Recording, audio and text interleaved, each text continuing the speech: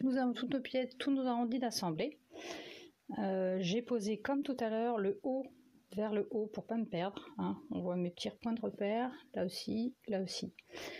Donc pour info, on va faire le point sur le devant de mon masque. Je vous montre que moi j'ai fait, ça va vers le point, hop, magique, des petites surpiqûres pour que ça se maintienne en fait. Ça fait plus propre, ça se maintient mieux. C'est pas une obligation. Je vous mets le lien quand même pour faire les surpiqûres parce qu'il y a un petit tuto. Et juste pour info, moi sur la polaire, parce que la polaire toute seule à piquer c'est galère, j'ai juste fait un point zigzag au maximum à la longueur à la largeur la plus grande. C'est-à-dire moi ma machine va de 0 à 4, j'ai mis 4. Donc du coup, vous voyez, ça maintient bien le tissu. Alors vous pouvez faire pareil sur ceux-là en zigzag, comme ça vous piquez qu'en une fois, il n'y a pas de problème. C'est juste que vous verrez une piqûre en zigzag.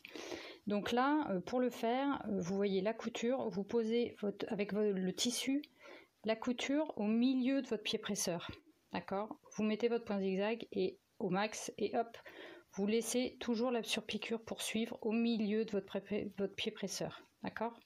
Et ce sera à peu près centré. Voilà, donc maintenant l'assemblage. Nous prenons le devant, donc tissu X, et le tissu Y, le haut sur le haut, couture sur couture. Toc. Donc la ligne de couture que vous avez entre vos deux traits, là, hop, l'une sur l'autre. Je vais vous faire la totale, c'est-à-dire qu'on va poser aussi la polaire en même temps. On va poser la polaire, couture sur couture, contre le tissu de intérieur. Il y a une logique, cherchez pas.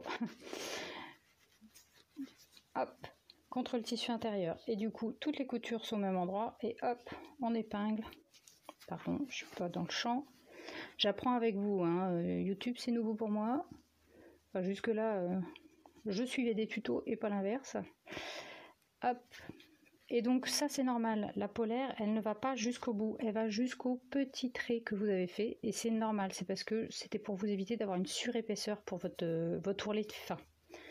Donc elle s'arrête pile poil sur le trait, ou presque, parce que c'est de la polaire et que ça s'étire comme la ouate. Alors préférence pour la polaire, hein, vraiment si vous avez, parce que la ouate c'est une vraie galère à piquer. Que là la polaire, avec le coton, elle va passer sous votre machine sans trop de problème. Mais la ouate ça bouge à mort. Donc bon courage pour celles qui se mettent à la ouate. Mais le plus simple c'est quand même la polaire. Donc on épingle le haut et le bas. On fait la même chose ici. Toc. Couture sur couture.